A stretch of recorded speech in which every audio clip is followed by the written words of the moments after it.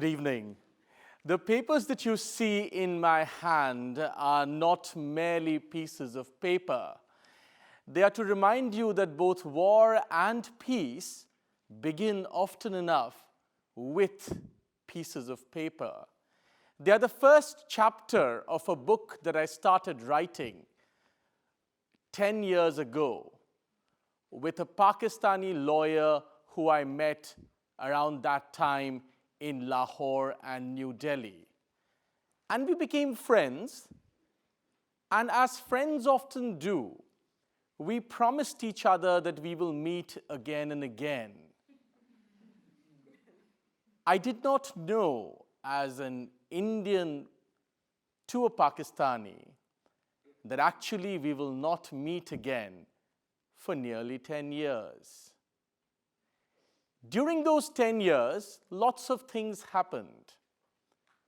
First and foremost, our two great countries almost went to war. They went to war once, and then again, and then again, and up till very recently, only a few weeks ago, our two great countries, who experts remind us all the time are nuclear-armed neighbors, were at war. During that time, of course, another thing happened. This friend of mine in Pakistan and I began to write a book. But we couldn't meet, so how would we write a book? How do two writers write a book if they can never meet? Well, they write it through WhatsApp messages and emails and Skype conversations. They conduct a digital dialogue.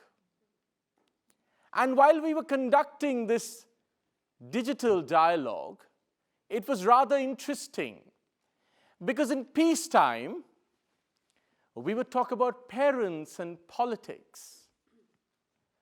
But when war clouds swarm above our heads in our countries, our messages would stutter and stammer. And it was almost that we did not know or did not find the words to communicate what we were really feeling. The experts, of course, knew what we should be feeling, because the experts told us that at best, India and Pakistan can have a limited war. And that limited war would only be conducted with something called clean bombs. Now, this is why I like springtime, ladies and gentlemen. Imagine for a moment that it is springtime in South Asia. This lovely sunshine wafts onto your shoulders. The birds are chirping in the skies. The skies are blue, or perhaps not because there's pollution. And there is tea being served in the garden, along with the wonderful crockery sometimes brought in the black market. You have a limited war in the backdrop with clean bombs. It's the orchestra that plays in the backdrop of your beautiful tea party in South Asia. So my friend and I began to Google what a limited war with clean bombs would look like. And here's what we found through the only place where people ever find things, Google. We found that ironically, this limited war with clean bombs would create a devastating famine that would cause millions of people to flee South Asia. It would also create a nuclear winter which would devastate cropping patterns around the world. In one rather enlightening moment, I Googled and discovered that bombs dropped in South Asia would change the amount of potatoes that could be grown in Canada. Truly, I realized the East and the West have never been closer. During all this time, we began to write this book, but it's a difficult thing to do. Because when we began, remember, our two great Bollywood-loving nations, and as citizens of these Bollywood-loving nations, all our messages were melodramatic and beautiful. Everything was going to be okay. Everything was going to be okay. One day the borders would disappear, and we would have picnics in each other's parks, driving through in our SUVs, because what else do people in Delhi and Lahore buy? But when war came by, as war does in our part of the world, you realize it becomes more difficult. Have you ever wondered, how do you WhatsApp hesitation? It's very easy to have emojis for love and hate, but try anything more nuanced and difficult, and it gets trickier. How do you email the sense that I am afraid of you, but you're still my friend? What is the right emoji, I ask you, for the feeling that your country is about to bomb mine, but I'm writing a book with you, and I have absolutely no idea what to think anymore? What is the right emoji for that? That's a hard question we faced. And that question does not often have an answer.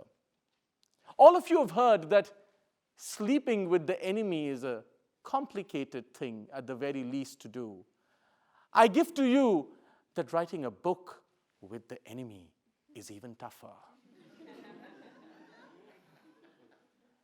It's not an easy task.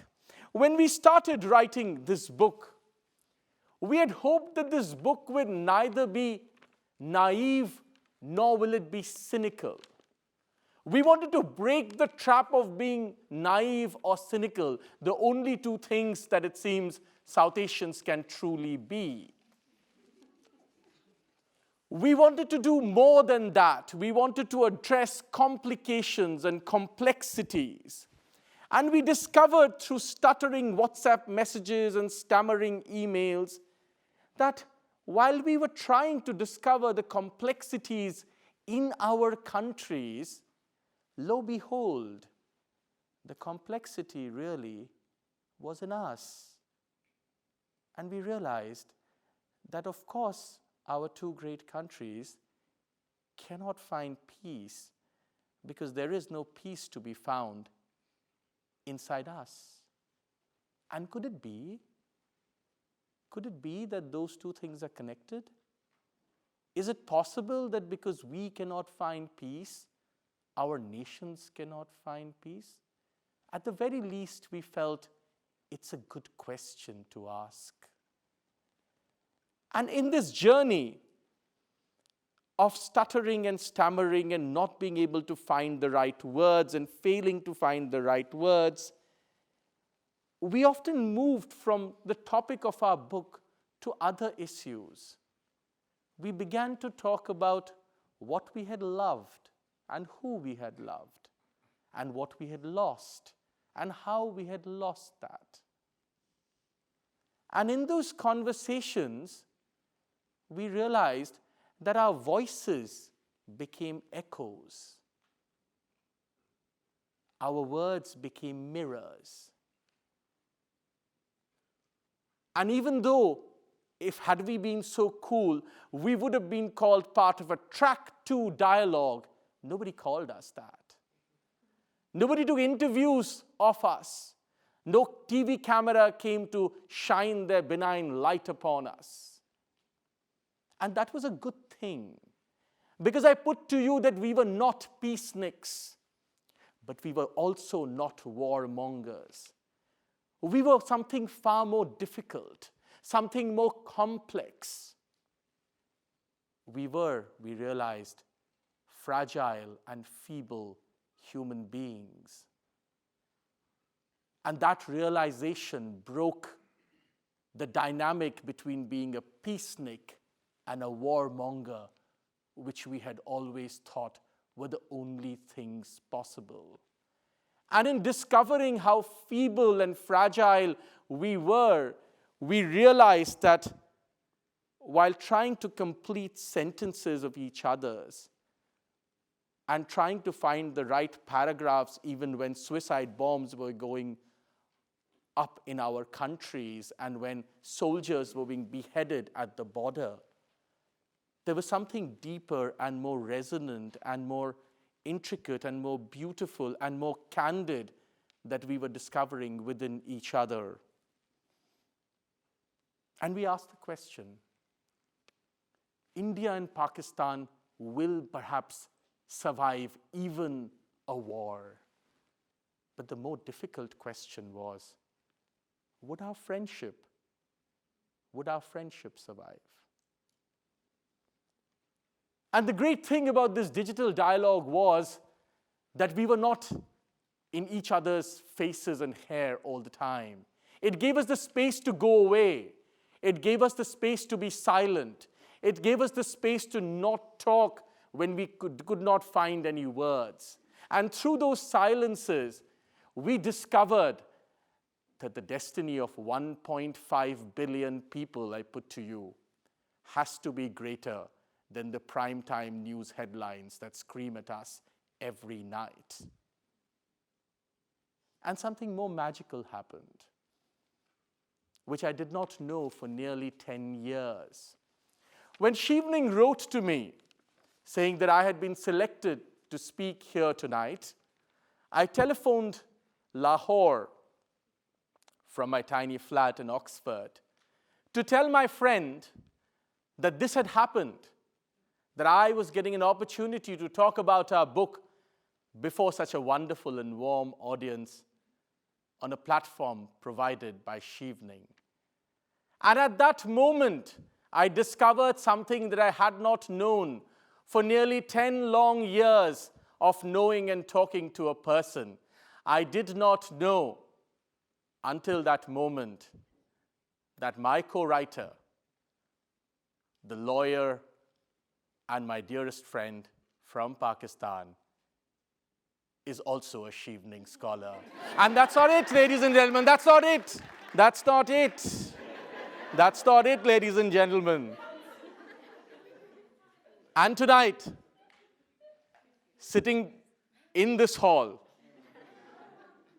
with all of you, I want to introduce you to Huma Ijaz Zaman, the Chevening scholar and my co-author from Pakistan.